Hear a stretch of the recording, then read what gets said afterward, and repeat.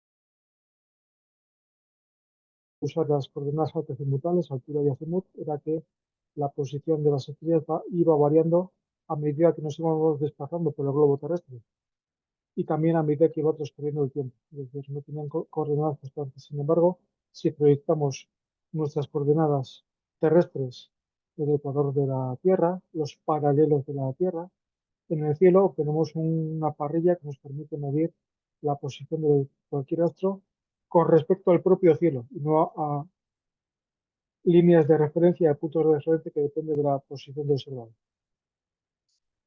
Eh, Se habrán dado cuenta de que además de las líneas de referencia que son los equivalentes a las líneas geográficas de la Tierra, aparece en este esquema, en esta ilustración, una nueva línea en color rojo que no se corresponde con ninguna línea de la Tierra, sino que responde al camino, a la trayectoria que sigue el Sol a lo largo de un año. Ya entenderemos después qué significa esto. Ahora simplemente quiero que nos quedemos con el concepto de que esta línea roja, que se llama la eclíptica, es también un círculo máximo, como lo es el Ecuador, pero que es oblicuo a él. Como de oblicuo, lo cruza con un ángulo de unos 23 grados y medio. Un ángulo que es más o menos constante, ya veremos que nada en el sistema solar y en el universo es constante, pero en términos relativos podemos decir que es un ángulo, una inclinación bastante fija, de 23 grados y medio. El punto donde se cruzan la línea azul, el ecuador, y la línea roja, la eclíptica, es después de la posición de los polos, quizás el punto de referencia más importante del sistema de coordenadas ecuatoriales, es el punto Aries. Como se cruza dos veces, claro, la más próxima a nosotros en este esquema y la otra la más distante, a uno de los puntos lo llamamos punto Aries y al punto que está diametralmente opuesto, a 160 grados de él, lo llamamos el punto Libra. Veremos después también por qué. Son los puntos de referencia que fijan el origen de coordenadas al punto 00 de un nuevo sistema alternativo de coordenadas que estamos llamando sistema de coordenadas ecuatoriales. Por lo tanto, el punto Aries sería el equivalente al punto sur, ¿verdad? En el sistema altoazimutal. El punto sur en el horizonte tiene una altura cero porque está en el horizonte y tiene un azimut cero porque está en el punto cardinal sur, ¿no? Pues el equivalente a ese punto en el sistema ecuatorial sería el punto Aries, que tiene coordenadas 0, 0.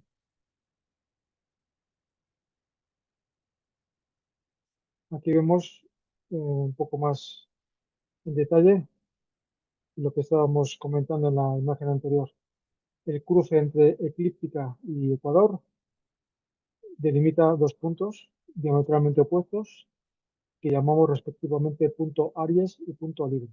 Lo importante de entender estos puntos es que se comportan como si fueran estrellas fijas, como si formaran parte de alguna constelación, de forma que llegan a su máxima altura con respecto al sur y se ponen unas horas después, como si fueran estrellas. De hecho, el punto Aries está en la constelación de los peces ahora mismo, la constelación de Piscis, una de las 12 constelaciones zodiacales. Está cerca de la estrella 20 de los peces. Y pasa un poco como con el sur, con el polo sur celeste, que lamentablemente no hay ninguna estrella brillante que denote esa posición, porque las estrellas de los peces son en general débiles. Pero hay que imaginarse como si fuera una estrella, ¿no? Una estrella que está fija, como si formara parte de esa constelación y que por lo tanto se mueve con ella. Sale cuando es la constelación de los peces y se pone cuando se pone esta constelación. Y lo mismo sucede con el punto diametralmente opuesto, el punto Libra, que ahora mismo está en la constelación de la doncella, la Virgen, y que es como si fuera una parte, como si fuera una estrella fija que forma parte de la constelación. Se mueve con ella. Les llamará la atención el hecho de que el punto Aries no está en Aries y el punto Libra no está en Libra. Están justo en una constelación anterior, ¿no? ya explicaremos por qué en su momento. La idea intuitiva de ecuador celeste, por lo tanto, yo creo que se entiende bastante bien, es simplemente la proyección, como decíamos en el anterior vídeo, proyectando con láseres, ¿verdad? Nos ponemos en el ecuador de la Tierra, en Borneo, en Ecuador, en Brasil, en el Congo, en esa zona del mundo y proyectamos con unos láseres la posición del ecuador celeste. La línea que es que dibujamos al unir los puntos que trazamos con el láser sería el ecuador del cielo, el ecuador celeste. La idea de eclíptica es menos intuitiva porque depende de la posición, cómo va cambiando la posición del Sol a lo largo del año. Y resulta que el Sol es una estrella que se comporta de una forma un poquito inusual porque no forma parte de ninguna constelación, sino que las va atravesando. Tarda un año en atravesar un conjunto de constelaciones muy particular y llamamos las constelaciones zodiacales. Ahora mismo la Unión Astronómica Internacional reconoce la existencia en la bóveda celeste de un total de 88 constelaciones. Decíamos en algún vídeo anterior que las constelaciones no tienen existencia real, es decir, no hay ninguna razón a priori científica para atribuir una determinada estrella a una constelación en particular. Son más o menos regiones que se han ido delimitando históricamente a medida que han ido progresando las ciencias astronómicas, pues más o menos ha quedado claro lo que hoy entendemos por Osa Mayor, por Osa Menor, por Cassiopeia, por Andrómeda, son regiones del cielo, es como si hubiéramos delimitado una serie de fronteras en en la bóveda celeste, eh, de forma que ninguna estrella del cielo queda sin formar parte de ninguna constelación. Es como si hubiéramos agotado un reparto, hubiéramos hecho un reparto exhaustivo de las estrellas del firmamento y las hubiéramos repartido en 88 regiones distintas, eh, cada una de ellas correspondiente a una constelación. Por lo tanto, la constelación de Casiopea no es simplemente el dibujo de la W que veíamos antes de Casiopea, es una región del cielo cuyas estrellas más destacadas, más importantes, más notables son las que forman la W, pero alrededor de ellas hay muchas más, hay cientos de ellas más que también forman parte de esta constelación.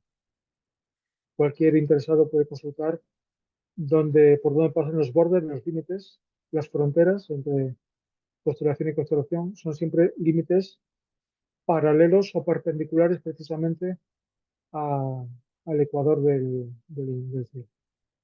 De esas 88 constelaciones, hay 12 particulares que nos suenan a todos, ¿verdad? Porque son las famosas constelaciones zodiacales.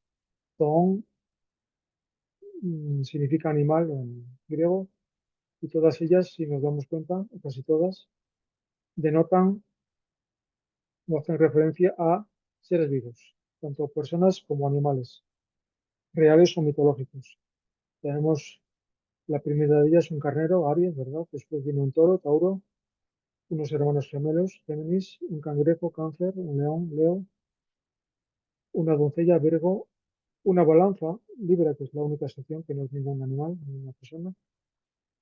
Después viene un escorpión, Escorpio, un sátiro, que algunos dibujan como una especie de animal mitológico, mitad caballo, mitad hombre, que está lanzando flechas o saetas, ahí viene la palabra Sagitario. Después viene un animal mitológico, también muy extraño, que es mitad cabra, mitad pez, Capricornio.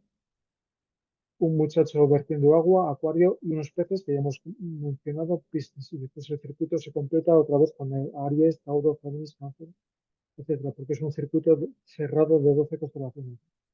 Pues bien, el Sol no forma parte de ninguna de ellas, sino que las va atravesando lentamente, moviéndose alrededor de ellas a lo largo del año.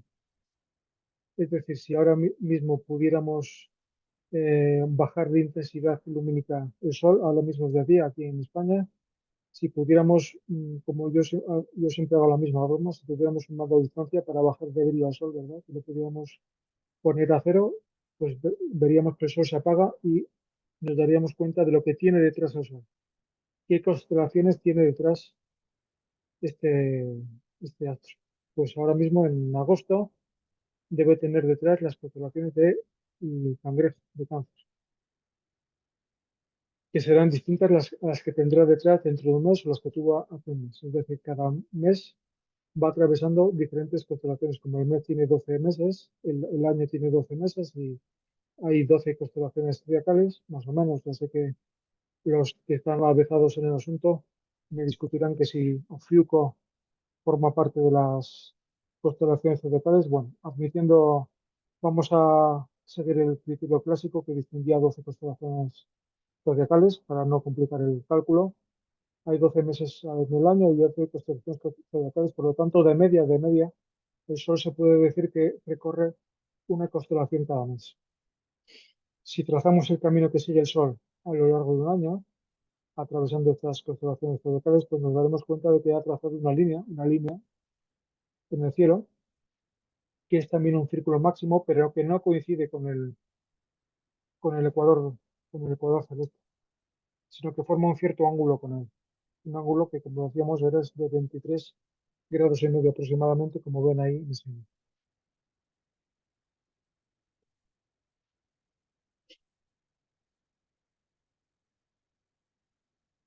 Aquí lo ven con, quizás con una animación se ve más claro. Podemos decir que visto desde la perspectiva de nuestro planeta, es el Sol el que da vueltas a la Tierra dando un giro completo una vez al año, ¿no? Ya sabemos que es al revés, no vamos a volver a insistir en el principio de equivalencia entre el movimiento geocéntrico y heliocéntrico, porque a todas luces es indistinguible. Ahora nos interesa en esta imagen adoptar la perspectiva geocéntrica y suponer que es el Sol el que da vueltas sobre nuestro planeta, completando un circuito cada año. Evidentemente, si yo veo eh, el Sol, las estrellas que está atravesando, que tiene por detrás de él, no serán las mismas las que tiene en primavera, que en verano, que en otoño, que en invierno. No son las mismas las que va atravesando aparentemente el Sol en enero, en febrero, en marzo. Es decir, va atravesando las diferentes constelaciones. En concreto, atraviesa solamente 12 o 13, según se mire, de esas 88 constelaciones que se reconocen actualmente en el cielo, que forman una banda muy particular en el firmamento que reconocemos con el nombre del zodiaco. En medio de esa banda de constelaciones zodiacales aparece una línea imaginaria trazada en el cielo que llamamos eclipse, que es la que está en esta imagen en trazos naranja. A 23 grados de este círculo naranja, de este plano, aparece el plano del ecuador del cielo, que está representado en esta imagen con puntos verdes. Eclíptica y ecuador se cruzan en dos puntos, el punto Aries y el punto Libra. Están diametralmente opuestos, están separados 180 grados en el cielo.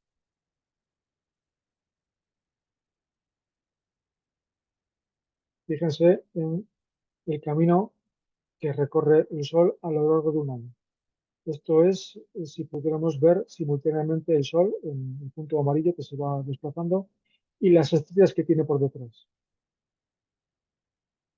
Pues vemos que tiene un camino muy curioso, ¿no? En principio nos damos cuenta de que sigue un camino sigmoide, es decir, si proyectamos y desarrollamos y desenvolvemos el zodiaco, la banda de constelaciones zodiacales, desenrollamos esa cinta en un plano, en una mesa, por ejemplo, y nos vamos fijando, fíjense aquí abajo cómo van transcurriendo las fechas del año,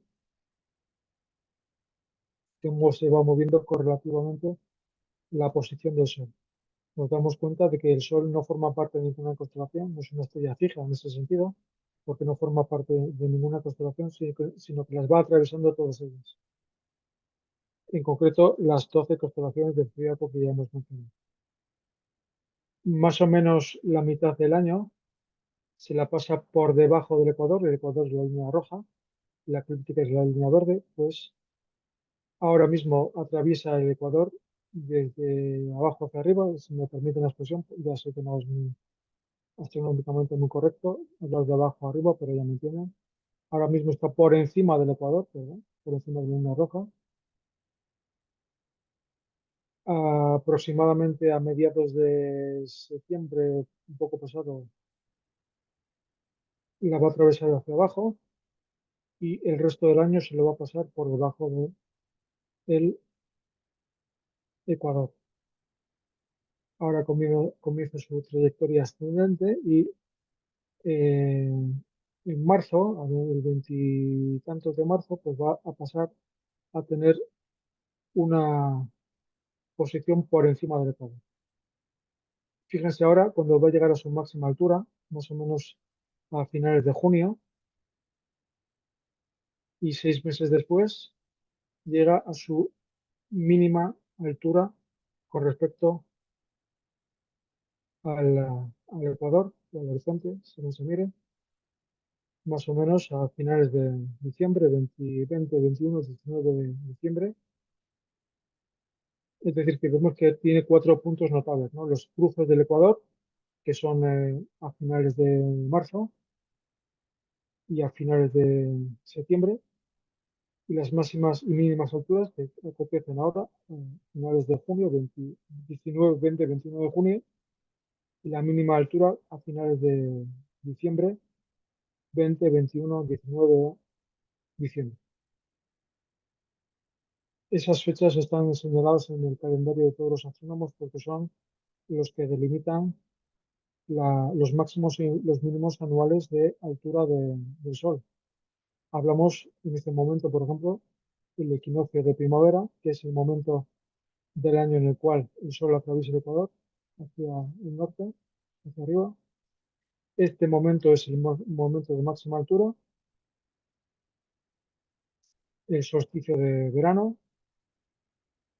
A finales de septiembre acontece el equinoccio de septiembre, de otoño, en el cual el Sol pasa a tener una posición más baja que el ecuador. Aquí acontece a finales de diciembre el solsticio de invierno, la mínima altura del Sol con respecto al ecuador, y para completarse el circuito, el ciclo, con el nuevo equinoccio de primavera, el 19, 20 o 21 de marzo. Depende un poco la fecha de año en año, va variando ligeramente la fecha. En esta imagen vemos, por lo tanto, cosas interesantes. Primero, que la trayectoria del Sol anual está inclinada con respecto al ecuador, es decir, no sigue la línea roja, sino que sigue la línea verde, siempre con un cierto ángulo, una cierta distancia angular con respecto al ecuador. Va atravesando las constelaciones zodiacales y alcanza posiciones de máximo, mínimo y cruzando en ocasiones 2 veces al año el ecuador hacia abajo, entre comillas, o hacia arriba, entre comillas.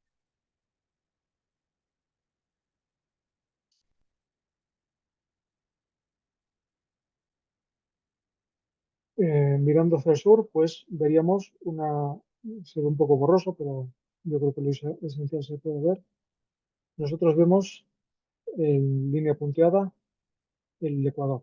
El Ecuador, que es una línea este-oeste, la banda negra sería el horizonte. Por debajo del horizonte no vemos nada, está el suelo, ¿verdad? Entonces, mirando hacia el sur, si nos orientamos hacia el sur, veremos o veríamos, si estuviera pintado en el cielo, una línea de trazos de puntos que parte del punto cardinal este, llega a su máxima altura con respecto al horizonte en el sur y concluye en el oeste. Eso sería la línea imaginaria que llamamos Ecuador del cielo. Eh, a las, por la mañana, aproximadamente a las 6 de la mañana, sale el sol. El sol, por definición, siempre está en la eclíptica. Ahí vemos a ver, el sol culmina a las 12, más o menos, al mediodía, y se pone a las 6 de la tarde, hora solar. El resto del circuito no lo vemos porque lo hace debajo del suelo. del horizonte y así se completa otro día más. Se dan cuenta, por lo tanto, que el Sol está siempre en la línea amarilla, que es la eclíptica, que tiene una posición variable con respecto al ecuador, es decir, el ecuador no lo vemos moverse en ningún sentido a lo largo del día ni de la noche, pero sí la eclíptica. Si la pudiéramos ver, pues veríamos ese especie de bamboleo necesario para completar ese movimiento del Sol que tarda en completarse 24 horas.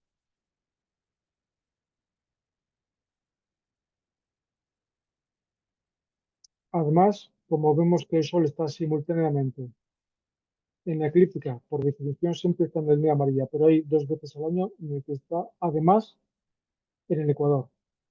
Esos son los días del equinoccio, ¿verdad? El equinoccio de primavera o el equinoccio de otoño. Y en esos días, además de estar en la línea amarilla, en la eclíptica, que eso está todos los días del año ahí, en esos dos días en particular, le vemos además en la línea punteada, en el ecuador del cielo. Eso es que se está moviendo o bien hacia abajo, más al sur o más al norte, pero en este caso concreto nos dice el rótulo que es el equinoccio de primavera. Por lo tanto, al día siguiente ya no estará en el ecuador, sino que tendrá una posición un poquito más alta que él, estará moviéndose hacia el norte.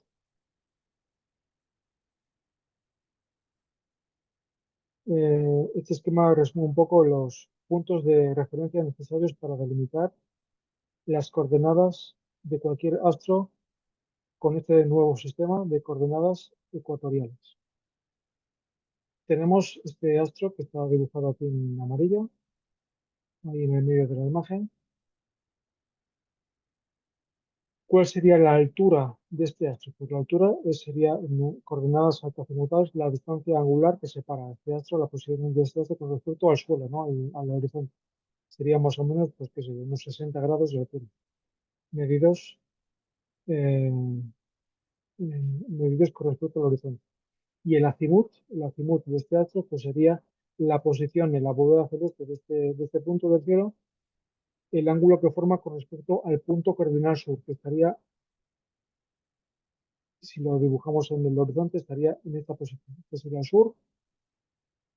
eh, lo sé por la rosa de los vientos que está dibujada en el suelo. Esta sería la posición del punto cardinal sur. Pues bien, la distancia en grados del sur a ese astro, de cuyas coordenadas me interesa, que quiero medir, sería el azimut. El azimut es este.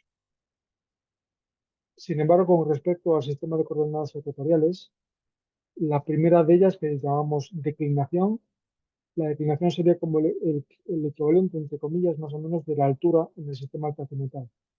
La declinación es la separación, el ángulo que forma el astro con el ecuador celeste.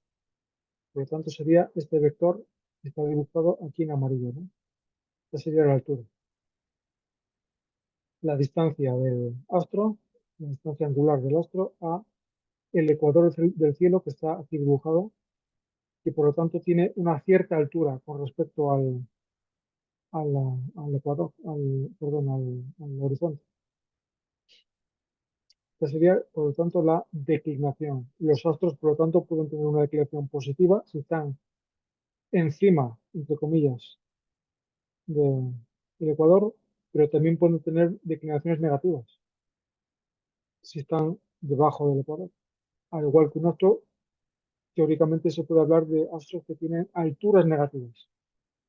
No los vemos porque están debajo del horizonte, pero matemáticamente no hay por qué suponer que un astro no pueda tener alturas negativas. Eh, y la otra coordenada, que llamamos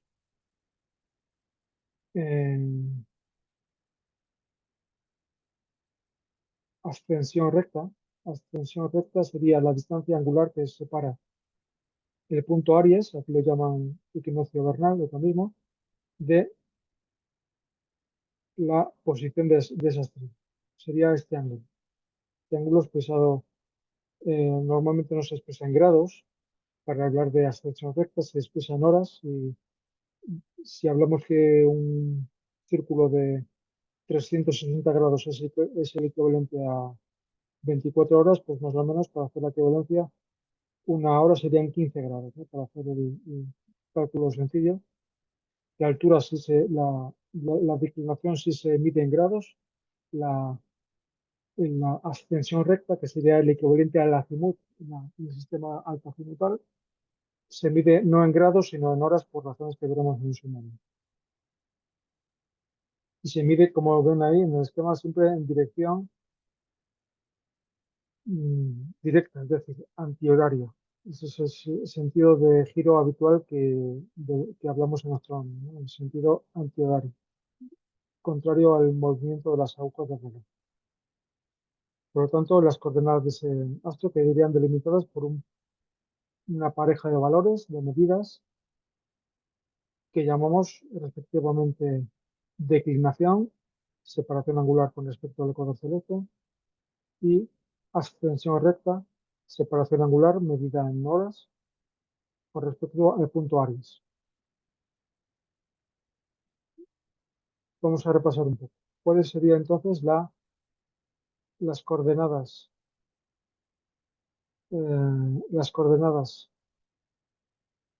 ecuatoriales del punto Aries?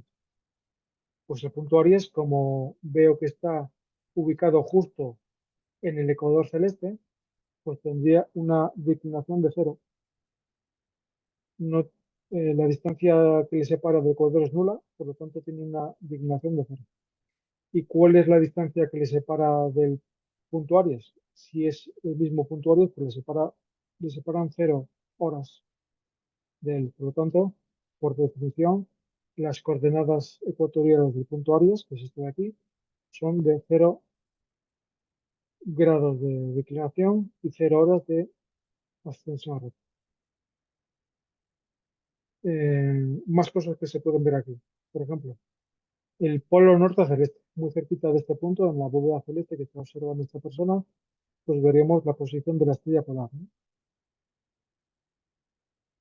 ¿Cuál es la declinación? ¿Cuál es la separación angular entre el polo norte celeste, es decir, la estrella polar, y el ecuador del cielo, el ecuador celeste? Pues 90 grados, es decir, la distancia en ángulo que separa el ecuador del cielo del polo norte celeste son 90 grados.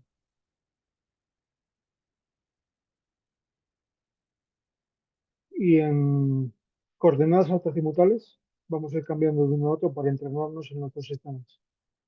Pues en coordenadas autocimutales, la altura de cualquier punto del cielo, por ejemplo, la altura de la estrella polar, depende del lugar donde se haga la observación. No así las coordenadas ecuatoriales, que como vemos son inmutables, son independientes de la posición desde la cual se hace la observación. Es decir, la declinación de la estrella polar es de 90 grados siempre, tanto para mí, que estoy en España, como para un observador que la mire desde Francia o desde China o incluso desde Australia, donde no la ven.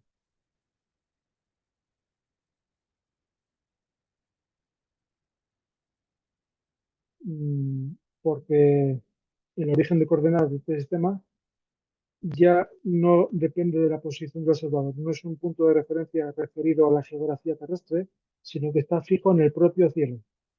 Es el punto Aries, ¿no? Y como se mueve con el cielo, pues la distancia angular entre las estrellas y este punto, entre las estrellas y este punto que actúa como si fuera otra estrella más, como si fuera una estrella fija más, que está ahí pegada y que se mueve solidariamente con ella, pues no varía. Sin embargo, sí lo hace el, la pareja de valores que asignamos a las estrellas en sistemas de coordenadas autocimutales. ¿Cuál es la altura, por ejemplo, de la estrella polar? Pues depende. Si la observo desde España, desde León, por ejemplo, donde estoy haciendo este vídeo, pues la veo a 42 grados y medio de altura. Pero si me voy a París, pues la veré ya a 45 grados. Y si voy más al norte, pues la veré a 60, 70, 80. Y si la veo desde el Polo Norte, la veré a 90 grados de altura. Y si la veo desde Quito, la capital del Ecuador, pues la veré a 0 grados de altura. La veré, es decir, la veré justo en el Ecuador, en el horizonte, en el horizonte visual. Y si me voy más al sur, me voy a Argentina o a Sudáfrica, pues ya la dejaré de ver, es decir, tendrá una altura negativa. Y lo mismo pasa con el azimut de los astros. Depende del horizonte visual que perciba cada observador. Sin embargo, en el sistema ecuatorial esto no sucede. Las coordenadas son fijas. Si yo digo que la estrella X, la estrella Sirio, por ejemplo, tiene una declinación de menos, me lo estoy inventando, no sé, de menos 20 grados y una ascensión recta de 3 horas y media, estas coordenadas se mantienen fijas para esa estrella independientemente de el lugar donde realice la observación. Y además se mantienen así toda la noche y todo el día y todo el mes y todo el año, porque no varían, no dependen ni del espacio que ocupa el observador ni del tiempo el momento en el cual se haga la observación, porque, como decíamos, el origen de coordenadas se mueve con la propia estrella a lo largo de la noche y a lo largo del año, y por lo tanto no depende de la posición del observador. Esto que estemos diciendo, que las coordenadas ecuatoriales de los astros son invariables, es así con asterisco. Y el asterisco veremos que no es exactamente así, por una cuestión que veremos en su momento. De momento vamos a ir progresando de menos a más. ¿De acuerdo? Y para nosotros, el nivel que nos compete ahora, vamos a afirmar que las coordenadas ecuatoriales de los astros, declinación y ascensión recta, son inmutables en principio. Veremos en su momento que no lo son exactamente, pero como si lo fueran. A escala de la vida humana varían tampoco que a efectos prácticos se puede considerar que la declinación y la extensión recta de las estrellas fijas, es prácticamente invariable. ¿Qué podemos decir, por ejemplo, del ecuador celeste? Esta línea que tenemos aquí trazada. Pues que, como vemos, va a tener una altura máxima con respecto al horizonte en función del lugar donde se haga la observación. Viendo este ecuador celeste tan bajito, me da la sensación de que esta observación está siendo efectuada desde un lugar muy boreal, muy al norte. Cuanto más pequeña sea el ángulo que forma la altura máxima del ecuador celeste con respecto al horizonte, tanto más al norte estamos haciendo la observación. Como por definición, el ángulo que la forma la polar y el ecuador es de 90 grados, a medida que voy aproximándome más y más al norte, voy avanzando en latitud, veo la posición de la estrella polar cada vez más y más arriba, y por lo tanto, correlativamente, el ecuador lo veo cada vez más y más bajo, hasta llegar al límite en el cual, desde el polo norte de la Tierra, veré a la estrella polar, el polo norte celeste, justo encima de mi cabeza, a 90 grados de altura, en el cenit, y veré, lógicamente, como el ecuador tiene que estar a 90 grados de él, no queda otro remedio que el ecuador coincida en este caso con el horizonte, es decir, tenga una altura de 0 grados. Por eso decíamos antes que, visto desde esta posición, todas las opciones que veo a lo largo de la noche son circumpolares, porque no, como no pueden atravesar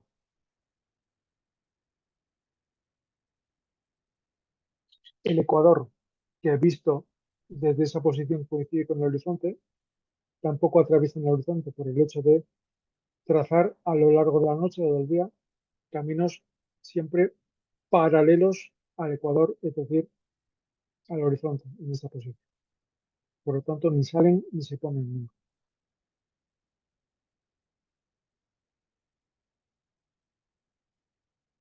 Aquí vemos en este esquemita, pues, una estrella cualquiera del cielo con sus dos coordenadas, ¿no? La declinación, la separación angular que existe entre esa estrella y el punto Aries, que en esta imagen no vemos, pero que se puede intuir que está en este caso, no ha salido todavía, está por debajo del horizonte, y la ascensión recta, la separación que, la, la separación que existe entre el punto Aries y la estrella en cuestión medida en grados, no en grados, sino en horas. Viendo esta parrilla, pues también me da la sensación de que esta observación está siendo también efectuada en una latitud muy elevada. ¿Por qué? Porque los paralelos, como son paralelos al ecuador celeste, el ecuador celeste estaría en una posición muy bajita. Es decir, visto desde esta posición de observación, da la sensación como que el ecuador celeste ganaría muy poca altura con respecto al punto cardinal sur, viéndolo desde el horizonte. Por lo tanto, eso nos indica que este horizonte corresponde a una observación efectuada en un país muy norteño, muy boreal. Si viéramos un grid, una parrilla perfectamente perpendicular y paralela al horizonte, pues esa observación solo puede ser efectuada justo desde el polo norte de la Tierra.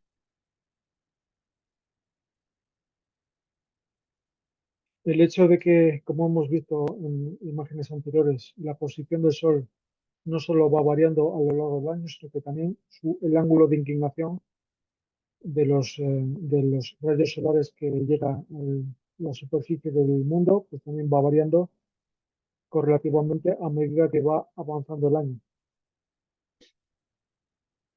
Eh, es precisamente el cambio de ángulo entre el Sol y la superficie del globo el responsable del transcurso de las estaciones meteorológicas. No es la distancia que nos separa más o menos el Sol a lo largo del año, en contra de la creencia popular, la que se responsabiliza del transcurso de las estaciones de invierno, primavera, verano, otoño.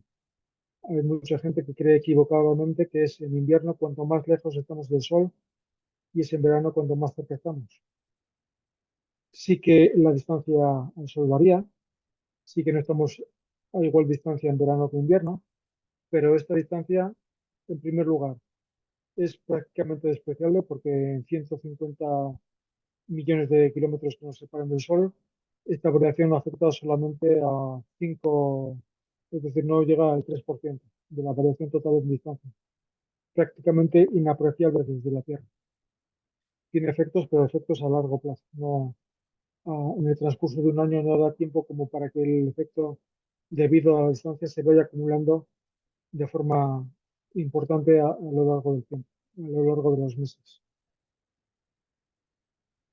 Y en segundo lugar, es que ocurre la paradoja que es, por lo menos hablo para los habitantes del hemisferio boreal, es justo en verano cuanto más lejos estamos del Sol.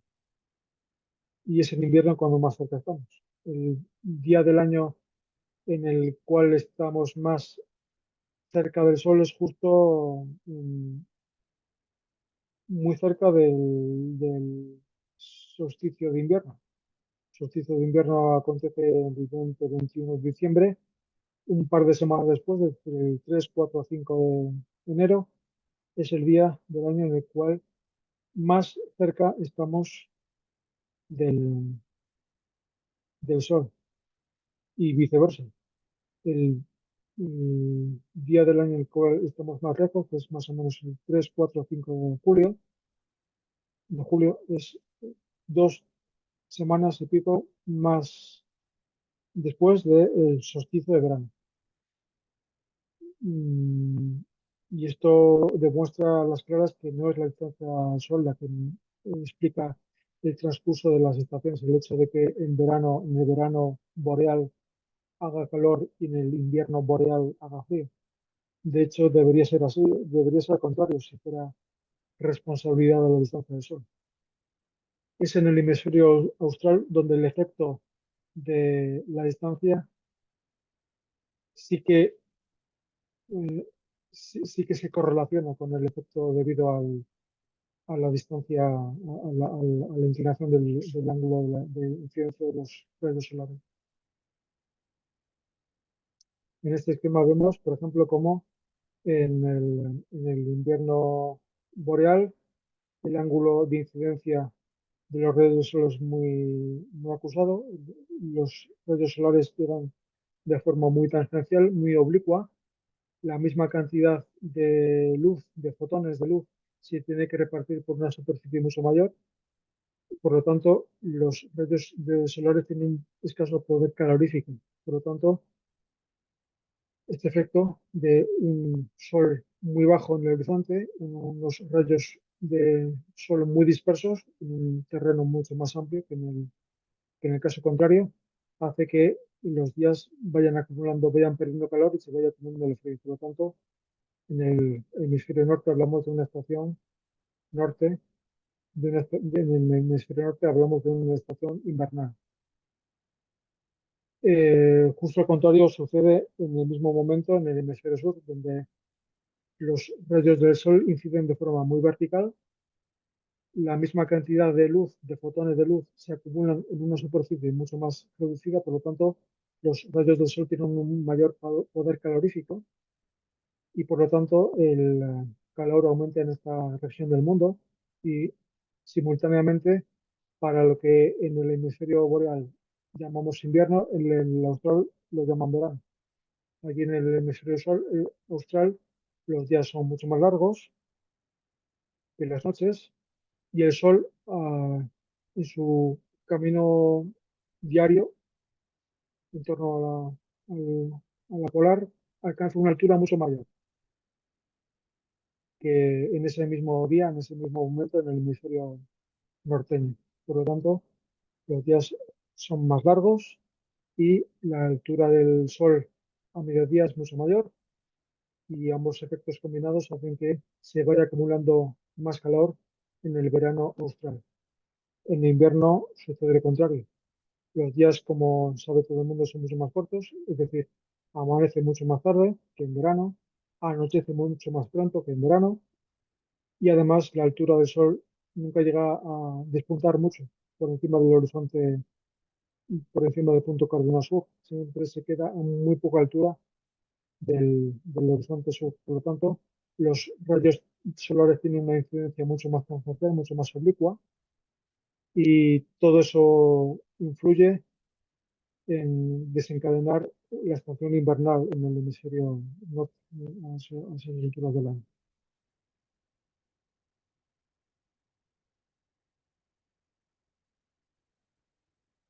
Pues si les parece, lo vamos a dejar ahí y continuamos el próximo.